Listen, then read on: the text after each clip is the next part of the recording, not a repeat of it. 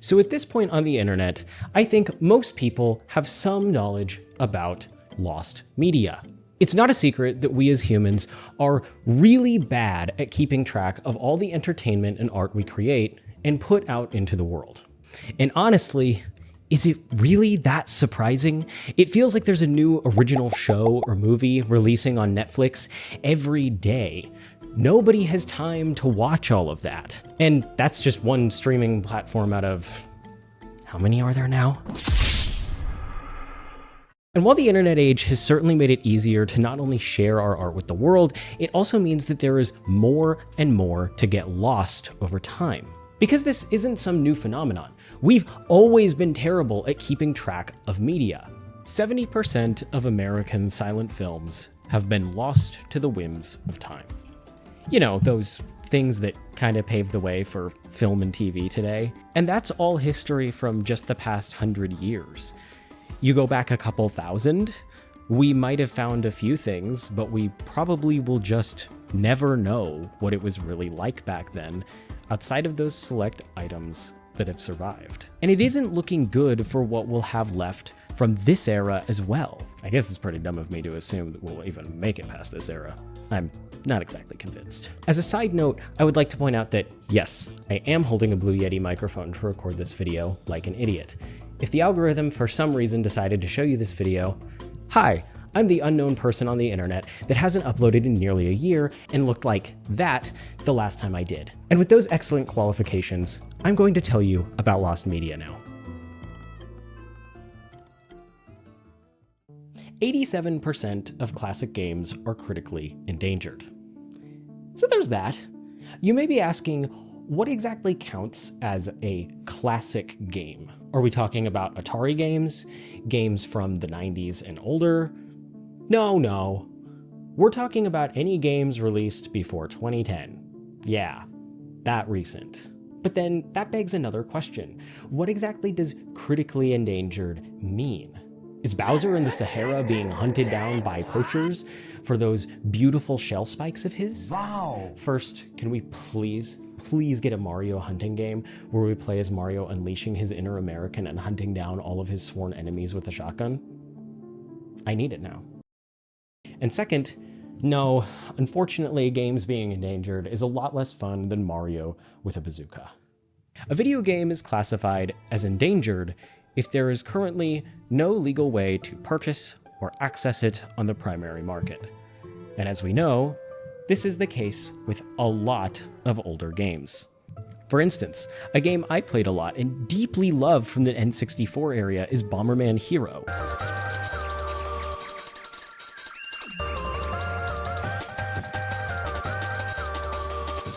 Yes, it's a weird and random pick, and it's not exactly the best game from an analytical perspective, but my nostalgia says otherwise. There simply is no way of playing this game on modern technology without emulating it, which would often be seen as piracy.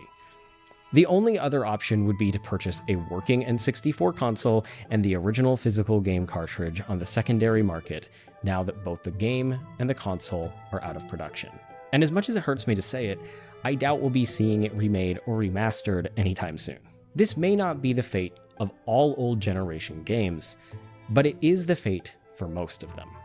Nintendo Switch Online may host a lot of big hitter titles from older generations, but hundreds of other games will never see the light of day on that platform, let alone any other. And what this means is that a lot of games are literally kept alive by memory alone. If a community exists around that game, then it has a chance to survive in some fashion moving forward, albeit not exactly stably. But if a community doesn't exist around a game, well, it may as well have never existed, and the odds of the next generation picking up that game and giving it new life is impossibly small. As a little peek behind the curtain, I've been working on this video off and on for basically a year now. And I've had a really hard time determining what format would best work for it, if its concepts needed to be broken into separate videos. It's been a bit of a mess. But one question has stuck with me throughout every version of this video, something I'm determined to at least briefly attempt to talk about. How many games have we already lost? Short answer, we don't know how many games are lost. Long answer, we don't know how many games are lost. And here's the reason why. In order to know how many games we've lost, we would need to know how many games exist in the first place. And that is literally an answer we do not have. Seriously, look up how many video games exist. You won't find a number. What you will find is estimates with no data to back it up, or maybe databases with evidence, but fully compiled by community contributors, which is absolutely great. That is not a shot at the incredible work these communities do. But if a game is already lost in the eyes of the gaming community at large, it's gonna be lost in a database like this as well. What you will not find is any kind of official study or research that definitely compiles every video game for every platform ever. It just does not currently exist. So in the time since I've written, recorded, and now have started editing this video, there actually is somebody that has tried to count the total amount of video games that exist, which of course somebody tried to do that right when I'm making a video. I really appreciate that somebody else is out here trying to get this number. However, I don't really agree with the counting method that was being used. They did not count a lot of retro consoles simply because there could have been a lot of homebrew at that time, and there was a lot of like knockoff games, although a knockoff game is still it's still a game.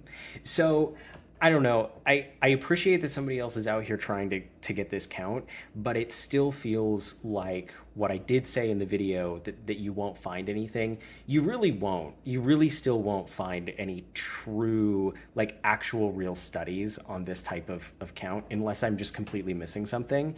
There is something out there currently that is slightly a real count, but I still just don't think that there's anything out there that's really getting the type of count that we need for all the video games that have ever potentially existed.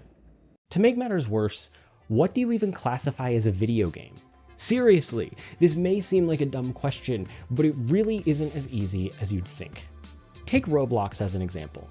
Does Roblox count as just one game? Or is Roblox a platform and game engine hosting games on it?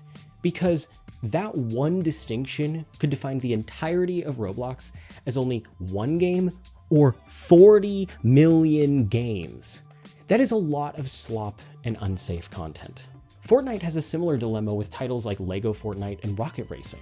These essentially just use Fortnite as an engine, although they are also entirely contained within Fortnite. Minecraft gets a bunch of DLC that essentially creates their own mini campaigns in a modified version of the game. Are those all individual games, or just a part of one unified Minecraft? These questions are a lot bigger than a single idiot like myself can correctly assess. But I can say this: video games in a lot of ways are still one big mystery. And with the gaming medium becoming more live service and platform-based, we may need to seriously begin considering what we even define as a video game, because these questions aren't really currently being asked. And that's really just the tip of the iceberg. I mean, really, this is just talking about the games we even know about. Games die in development all the time. Should those be counted as well in this magical number of every video game ever? The further we go, the more complicated it gets. So, okay, we don't know much. In some instances, we don't even know what a video game is. We really have no way to know how many games have existed, will exist, or are already lost. And this is beginning to feel like a big waste of time, making me feel bad. Why am I making this video?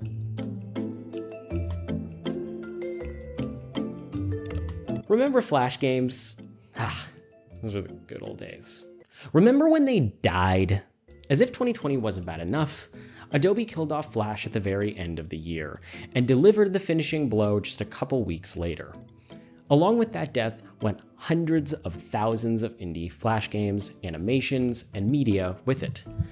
It may as well have all been Thanos snapped away. It was just gone. Now, I don't want to be overly dramatic.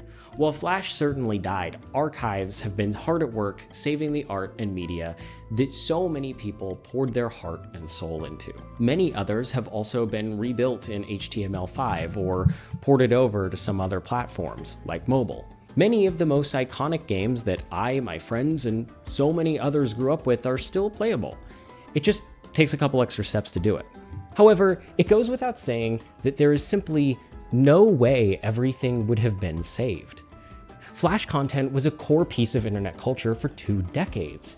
There just is no saving all of that. And that brings up the honestly very scary part of the history of Flash games. 2 decades of games were simply wiped out in the blink of an eye, as if they never existed in the first place. Boy, I sure hope we don't have to worry about anything like that again. If anything has been genuinely scary in the world of gaming recently, it's this: the censorship of games being actively fought for and utilizing payment processors as the muscle. Now, if you've managed to avoid this news over the past month, I'll give a really shitty briefing over it right now. Essentially, a nonprofit by the name of Collective Shout was unhappy with a plethora of adult games on platforms like Steam and itch.io. They then went and pressured payment processors like Visa and MasterCard to refuse payments on these platforms that listed these games. And the payment processors said, yeah, okay. They then essentially gave those platforms an ultimatum, and in doing so got hundreds of games pulled from the services. And this is a big problem. It goes well beyond gaming as well. Payment processors are telling the public what they are and aren't allowed to purchase with their hard-earned money. And all it took was a little pressure from the right people.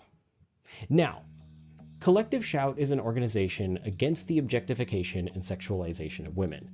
It's not like these people are bad or even stand for bad things, but the direction that was taken was entirely too far and ultimately has not sparked the right conversations about women's representation in gaming. That is a conversation to be had by, why not, having a conversation rather than just banning games. And let's forget the adult games for a moment. Indie titles like Mouthwashing were originally caught up in the ban wave. Since recording this, I realized that Mouthwashing actually was not de-indexed during this whole kerfuffle with the adult games. It actually was de-indexed beforehand, and the developer themselves didn't realize that was the case. So that was not a thing that happened. And other independent titles that explore difficult and mature topics were swept up as well. It may be easy to scratch that up as a mistake, but I wouldn't be so sure. In 2018, Collective Shout attempted to get Detroit Become Human banned in Australia for child abuse and violence against women. Oh, you don't remember that? Here, let me remind you. If you are disturbed by dramatic portrayals of violence, you can skip ahead a few seconds or look away. I'm just making a quick point. Stop wriggling! Good, Alice. That's enough! Leave her alone. What the fuck are you doing? I think it's very clear that this scene is totally incentivizing violence against women. Boy, I'm sure on this guy's side. Please don't cancel me. But seriously, this is so apparently an artistic statement. This is not glorifying violence against women. It's against it. It's on your side, Collective Shout. Apparently, Collective Shout doesn't always like to stand up for the very things they supposedly stand up for. So, where does that leave us on our journey of lost games? Games can apparently be delisted with no notice simply because people don't like them. Rather than having conversations about the games that should be on certain platforms, the restrictions that should be in place, and how parents can safely let their children engage with the internet, censorship has proven the easier method. At this point in time, there really isn't much more to say about the Collective Shout situation. Gamers got mad, pushback has occurred, and things have started getting cleared up a little. But it doesn't get rid of the poor taste left in the mouths of everyone that bore witness to it. Most of this video has been covering the idea of losing games by an actual physical loss. loss of their memories, loss of playable copies, and loss of availability in general. But before this video ends, I'm sorry it's been this long in the first place. I can't seem to write a short video to save my life. I wanted to mention a different kind of death. A death that has become more prevalent in the internet age. Live service gaming has become a large part of the gaming market, whether you like it or not. Whether you like it or not. Massive titles like Fortnite and Minecraft have been going for years, constantly receiving new updates, content, and features that make the game fresh and exciting for new and returning players alike. And new big hitters like Marvel Rivals have come on the scene, introducing players to some deeper cut Marvel characters, creating new iconic characters, and giving a new spin on the hero shooter formula. And that's the draw of live service games. When the format works, it works really well. For players, developers, and publishers. Players get a near infinite experience that will grow and evolve with them, while the companies behind the games have a cash cow that continues to pull more than its weight for longer than a traditional title. This isn't me trying to be a shill either. Even as someone that mostly plays single-player games, I too enjoy a great live service experience. And seeing a game like Minecraft go from a game with a handful of blocks when I was a kid to what it is now, that game is linked to me in ways no other games could be. Live service can rule. The problem with live service games, however, is that it's a tough format to pull off, and they're constantly fighting for the time and attention of players that could be playing literally any other game. In the past several years, we've seen a lot of multiplayer and live service games die, or simply get replaced by a new entry further down the road. What's left in the aftermath is an unplayable husk, a shell of a game, a program that can open its eyes but has no life left in its lungs. Or sometimes, they're simply gone forever. Overwatch 1 is my favorite example of this. Overwatch 2 acted essentially as an update to the original game rather than an entirely new title, completely overriding anything left of its predecessor. With that, it made large changes to gameplay, like moving down to 5v5 combat and making some controversial character reworks. The original Overwatch is gone, reduced to atoms, dust on the wind. In some ways, it may as well not have even existed in the first place. It's not like there's any conceivable way to play it. And while not every game may be entirely erased, there are still plenty left in unplayable states. Most modern games lack robust single-player and local co-op modes, custom server browsers, or just about any feature that could help in keeping them alive in some capacity after official support dies. So either the player base dies and makes playing close to impossible with no custom games, or the servers shut down entirely and it becomes genuinely impossible. Because again, there's no custom games or even a local play option. Think the absolute failure of Multiverses, a cool game that could have had a chance, but was quickly killed off. Twice when things started going south. This phenomenon of games being left in unplayable states has led to the rise of movements like Stop Killing Games, a movement intent on ending the practice of companies selling us games and microtransactions to inevitably leave their products in unplayable states down the line. Odds are, if you're in the gaming community online, you've heard of Stop Killing Games and their mission to, well, do exactly what their name says. But if you haven't, I'll leave a link to their website in the description if you want to check them out. As someone with a deep connection to video games as a medium and art form, I deeply hope that players can continue making change in the community that will prevent the slow demise of many modern games. But whether that event happens soon or not, it doesn't change the fact that many games have already met their fates, and likely won't be coming back. And there's little we can do about that.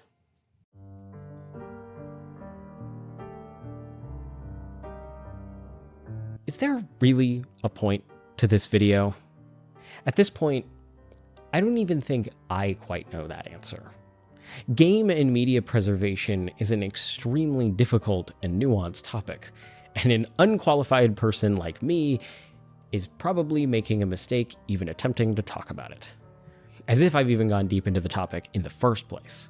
Seriously, if this video gets any amount of views at all, I am dreading the comments section of all my mistakes.